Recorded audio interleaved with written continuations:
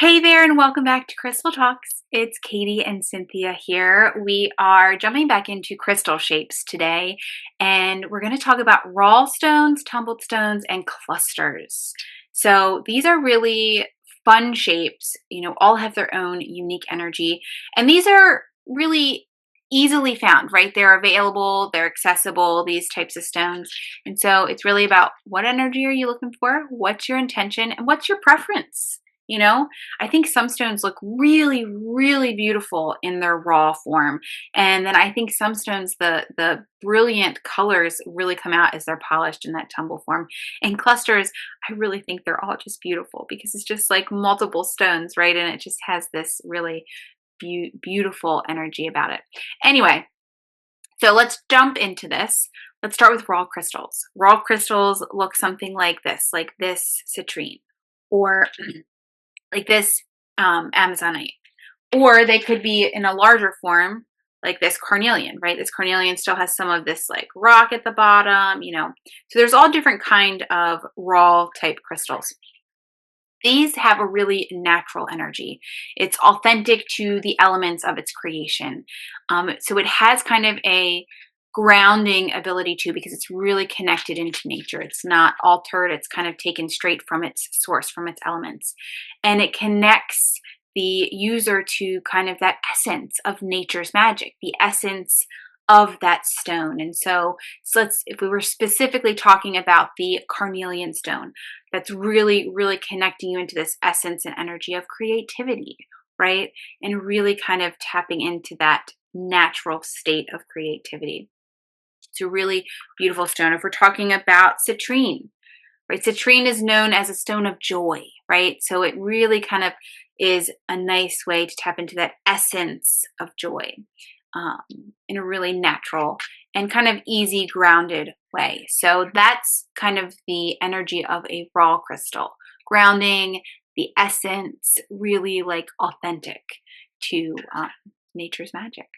So, Cynthia, can you tell us a little bit about tumbled and clusters? Well, tumbled stones are the ones that you're most familiar with. I mean, they're probably the ones like, they have a polish to them.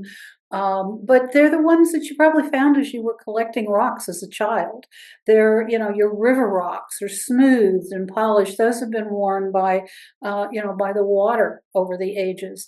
These are very accessible. They're just, they encourage grounding because there's so much from the earth, emotional healing and personal transformation. And these can be tumbled in various states. You can have the highly polished ones, which are the ones that Katie was talking about, where it truly brings out the beauty of the particular stone.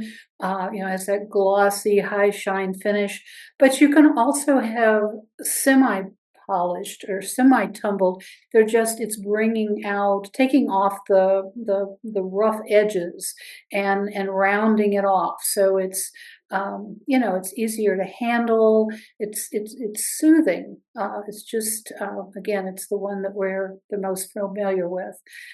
Clusters, clusters are probably, I don't know, they just really appeal to me. It's something like it's the earth reaching out to the heaven. I really connect with clusters. This, of course, is a nice sized clear quartz, and they come in all kinds of sizes. You can get teeny tiny ones, you can get huge ones. One day I hope to own one of those huge things to to put in my entryway to welcome people into my home. But they're an amazing stone.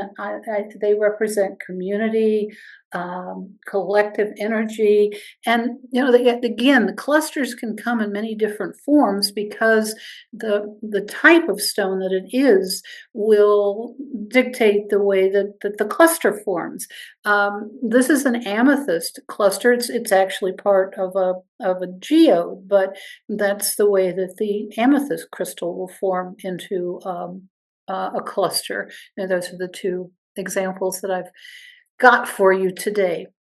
But there are many, many forms, and you can't really call them raw, although they haven't been polished either. They're just beautiful. Um, natural collections. So how do we take care of those shapes, Katie? Okay, well, taking care of them is really going to be based on the specific stone you've got, right? I mean, I would say for raw and clustered, you probably want to avoid water because they have that raw edge, right? And um, you don't necessarily want to use water with it. But again, it really depends on the specific crystal or stone that is in that shape. Each stone has its own care. For example, anything that ends in ite, like an ite, you really don't want to use water. Like a calcite, you don't want to use water because it will take away the stone. It will kind of not melt away, it'll dissolve it a little bit, right?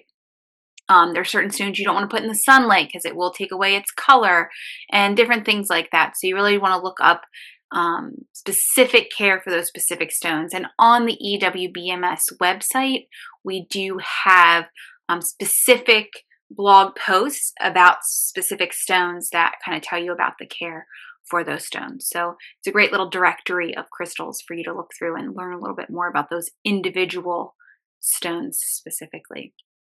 There are some really great ways to use these stones when we're talking raw and tumbled stones. Really great for crystal grids, for meditation, for kind of carrying with you as a talisman or, just for support.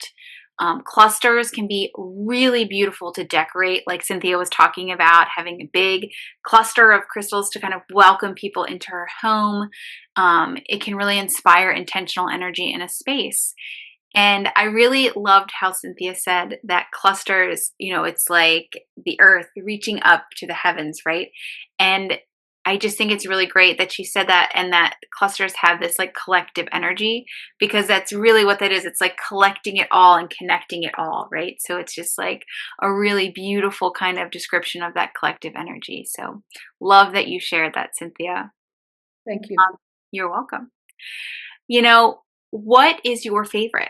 Do you like raw stones? Do you like tumbled stones, clusters? I feel like we all kind of connect to like some type of stone and perhaps some type of shape. I will say though, I do love seeing the variety of shapes and working with the variety of shapes because it just gives you that kind of collective of nature's magic, and it's really just fun to explore a little bit. I think so, at least. Anyway, we would love for you to explore more about specific crystals at ewbms.com, as well as take a look at the stones we have on the site. We have all kinds of different shapes, chips.